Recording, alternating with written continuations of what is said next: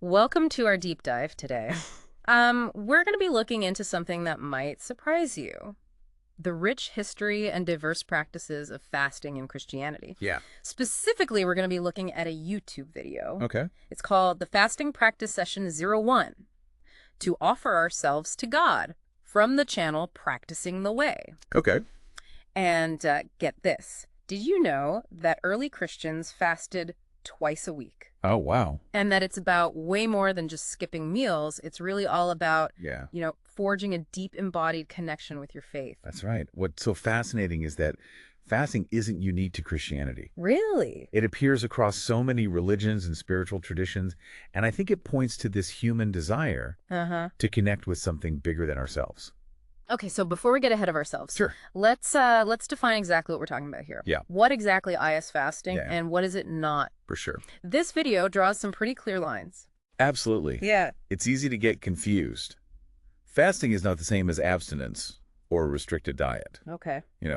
So things like giving up social media Right. or doing a juice cleanse, Mm-hmm. those can be great for self-discipline, Yeah. but they're not true fasting. So just to be clear, what we're talking about is abstaining from food, Yes. but continuing to drink water. Exactly. That's the most basic form of fasting. Got it. Yeah. So let's go back to those early Christians for a moment. Okay. They fasted twice a week. Can you tell me a little bit more about that? Yeah, it's true. They dedicated Wednesdays and Fridays to fasting, a practice that they inherited from their Jewish roots. Okay. What's interesting is that those specific days Mm-hmm. weren't just chosen at random. Mm-hmm. Wednesdays marked the day of Jesus' betrayal, Oh, wow. and Fridays commemorated his crucifixion. So by fasting on those specific days, Yeah. they were actively connecting with the suffering of Christ. Exactly. That's really powerful. How did we go from twice weekly fasting to giving up chocolate for Lent? That seems like a pretty big shift. Yeah, that's a great observation. Yeah. The practice has definitely evolved, particularly in Western churches. Okay. Lent, originally a period of strict fasting, Uh-huh. shifted towards abstinence, where you give up a specific luxury or habit. I've always wondered why we couldn't fast on Mondays. Right? It's interesting that even back then, Yeah. they had rules about when you couldn't fast. Yeah. No fasting on Sundays and Saturdays except for Holy Saturday. Uh-huh. They were serious about this stuff. They were. In fact, there's this quote from John Wesley, Okay. the founder of Methodism, where he laments the decline of fasting among his followers in the 18th century. Wow. And it just shows how central this practice was to their lives. Yeah. I'm curious, how does your church community approach fasting today? It's interesting that you asked that. I've actually been thinking a lot about how fasting could fit into my own spiritual practice. Okay. But before I go down that road, Sure. let's talk about why someone would fast in the first place. Well, the video emphasizes this beautiful concept. Yeah. Fasting is about offering ourselves to Jesus. It's a way of physically expressing spiritual longing, the idea of our whole body hungering for God. I love that phrasing. Yeah. Whole body hungering for God. It really suggests that faith isn't just about intellectual assent. It's Mhm. about physically living out your beliefs. Absolutely. And it really makes you think about those early Christians fasting on the days of Jesus's betrayal and crucifixion. Right. They weren't just remembering those events, they were actively participating in them Yeah, through their fasting. exactly. And think of that verse from Romans about offering our bodies as living sacrifices. Yeah. It's a powerful image that connects directly to the practice of fasting. Uh-huh. But how do you understand this idea of offering your body as a living sacrifice? What does that mean to you practically? That's a great question. I think for me, it's about recognizing that my body isn't just my own. Yeah. It belongs to God. Uh-huh. And by surrendering my desires and appetites to Him, Well, I'm acknowledging that dependence. It's about aligning my will with His. Yeah. I'm curious, the video also talked about two different types of fasting, right? Rhythmic and responsive. You're right. Rhythmic fasting is about establishing a regular pattern, like Okay. those twice weekly fasts we discussed earlier. Think of it as a spiritual rhythm, like a heartbeat. Uh-huh. And then there's responsive fasting, which is more about reacting to specific situations. Okay. Think about the examples from the Bible. People fasting during times of grief, national crises, or when seeking God's guidance. Yeah. Those are all examples of responsive fasting. So King Saul's death The people of Nineveh repenting Esther, pleading for her people. Right. Those are all examples of responsive fasting. Yeah. What's fascinating to me is that it seems like fasting is woven into the fabric of the Christian story Yeah. from the very beginning. Right. It makes you wonder if we've lost something Uh-huh. by moving away from the practice in modern times. That's an excellent point. It does raise some questions about what we might gain by re-engaging Yeah. with this ancient practice. But before we go too far down that road, Okay. let's talk about the practical side of things. Sure. The video offers some great advice for beginners. Okay. Let's unpack that because, let's be honest, starting a fasting practice can feel pretty intimidating. Yeah. Especially if you're new to it. Especially if you're new to it. You're absolutely right. It's important to start slowly, drink plenty of water, Uh-huh. and maybe even adjust your caffeine intake to avoid those headaches. Okay. Prioritizing prayer and reflection during the fast is also key. Right. It's about replacing physical intake with spiritual nourishment. It's about that intentionality we were talking about earlier. Exactly. But I think it's important to acknowledge that fasting is not for everyone. Oh. Video really emphasizes that point. Absolutely. For people with a history of eating disorders or an unhealthy relationship with food, Right. fasting can be detrimental. Yeah. It's crucial to seek guidance from a healthcare professional or spiritual advisor if you have any concerns. That's a really important point. This deep dive is about exploring the practice, not prescribing it for everyone. Exactly. And I think it's a good place to pause for now. We've covered a lot of ground already. Yeah. From the historical evolution of fasting to its diverse purposes and potential pitfalls. Right. But I think what's really striking me is the potential for profound spiritual growth that this practice offers. I agree. And there's so much more to explore. Yeah. When we come back, we'll delve deeper into the nuanced aspects of fasting, Okay. including how to approach it in a way that respects our individual needs and limitations. Welcome back to our deep dive into Christian fasting. As we've been exploring, fasting is a practice with a rich history and profound potential, but it's not without its complexities and potential pitfalls. That's right.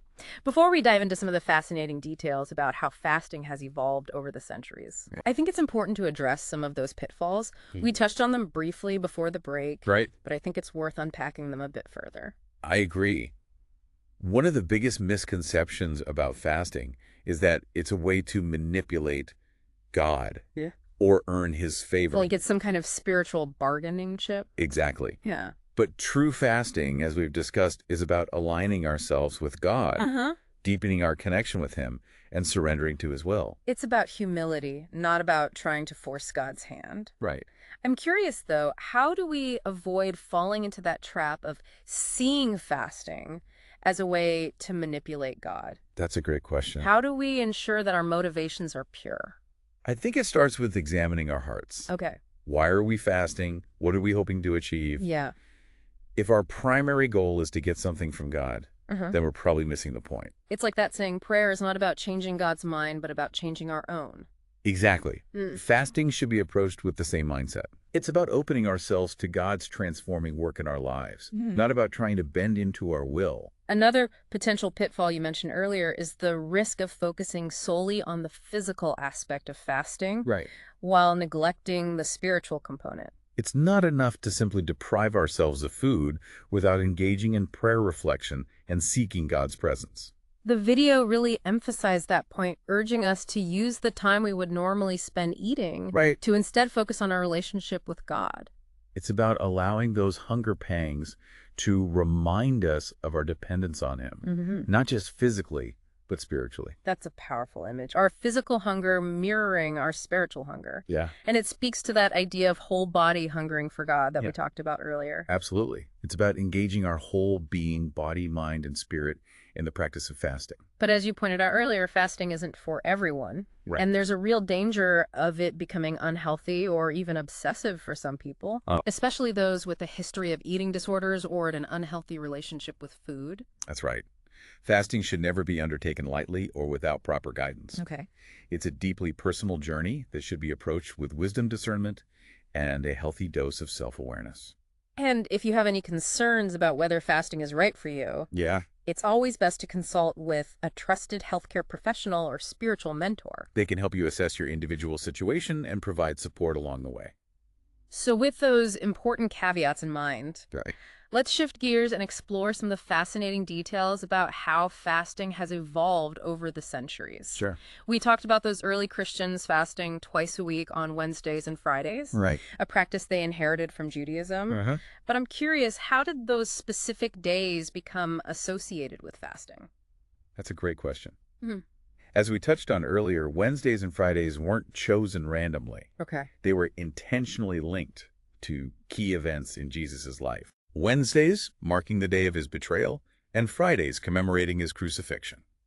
So by fasting on those days, early Christians were actively participating in the suffering of Christ, embodying their faith in a tangible way. It was a powerful way to connect with the passion and death of Jesus. Yeah. To make his story a part of their own lived experience. And that practice continued for centuries, right? It wasn't just a passing fad in the early church. Yes. For well over a millennium, fasting on Wednesdays and Fridays was the norm for devout Christians. Wow. It was deeply ingrained in their spiritual rhythm. But then things started to shift, particularly in Western churches. Yeah. What happened? Why did this centuries-old practice start to decline? That's a fascinating question. Yeah. And there's no single answer. Okay. There are multiple factors at play, but one significant shift was the rise of the Enlightenment in the 17th and 18th centuries. That was a period of immense intellectual and cultural change, Right. with a strong emphasis on reason and logic. Right, exactly.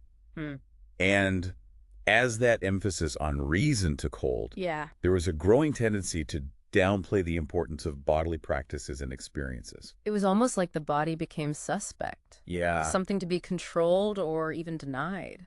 And as that mindset took hold, the practice of fasting began to lose its central place in Christian life. But Lent remained a significant season in the Christian calendar. Right. Even as fasting declined in other contexts, Lent continued to be a time of reflection and self-denial. Yes. But even Lent underwent a transformation during this period. Okay. Instead of abstaining from food, people started giving something up for Lent, often focusing on luxuries or habits rather than food itself. The focus shifted from strict fasting to a more symbolic form of self-denial.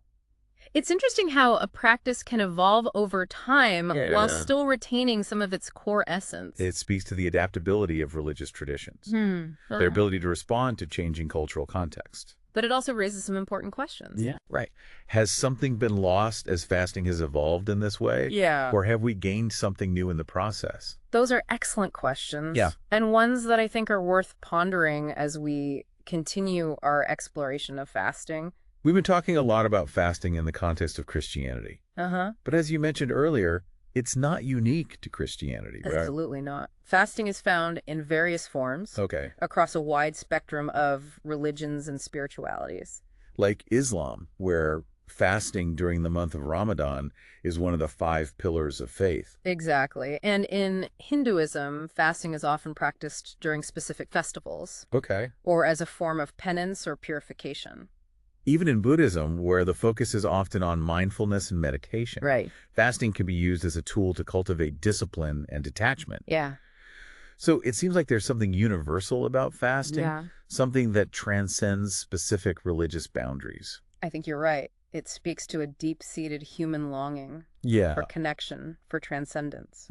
For something beyond the material world. And perhaps fasting in its various forms offers a way to tap into that longing. Right. To experience that connection in a tangible and embodied way. It's a fascinating thought, isn't it? That this ancient practice, with its roots in diverse traditions, could hold a key to unlocking a deeper understanding of ourselves and our place in the universe. It really makes you wonder what we might discover if we were to approach fasting with an open mind and a willingness to explore its potential. And that brings us to the heart of our deep dive. The personal meaning and significance of fasting. Because ultimately, it's not just about the history or the theology, but about how this practice can impact our own lives. So let's shift gears and delve into the personal dimension of fasting. Exploring how it can shape our spiritual journey and deepen our relationship with God. And to do that, we need to turn our attention to the 4 key reasons for fasting that the video highlights. Because understanding these reasons can provide a framework for approaching fasting in a meaningful and transformative way. We've already talked about the first reason, offering ourselves to Jesus. Right. So what's the second reason for fasting that the video highlights? So we've been unpacking these 4 key reasons for fasting highlighted in the video. Right. And we just finished discussing the first one, offering ourselves to Jesus. And as we move on to the second reason, it's important to remember that these reasons aren't isolated. Okay. They're interconnected. Each one builds upon and enriches the others. So what's the second reason that the video focuses on? The second reason is growing in holiness. Okay. This is where fasting becomes a powerful tool for spiritual formation, for shaping our character and aligning our lives more closely with God's will. It's about stripping away the things that hinder our relationship with God. Right. Those habits or desires that distract us from his presence. Fasting creates space, Yeah. both physically and spiritually, for God to work in us. It's like clearing the clutter from our minds and hearts. Right. Making room for God to fill us with his love and grace. Exactly. I've heard it said that fasting reveals what we worship. Yeah. If we find ourselves irritable or anxious when we fast, what does that tell us about our attachments? That's a really insightful point. It highlights the introspective aspect of fasting. Yeah. It's not just about abstaining from food, but about paying attention to what arises within us when we do. Right. What are the things we cling to? What are the cravings that we need to surrender? The early church fathers talked about fasting as a way to subdue the passions. Yes. To gain control over our desires and impulses. It's about cultivating self-discipline, temperance, and a greater awareness of our own weaknesses. But I think it's important to clarify that this isn't about self-hatred or trying to beat ourselves into submission. Absolutely. Yeah. It's about recognizing our limitations and surrendering them to God, trusting in his grace to transform us. It's about becoming more like Christ, both in our inward character and our outward actions. Exactly.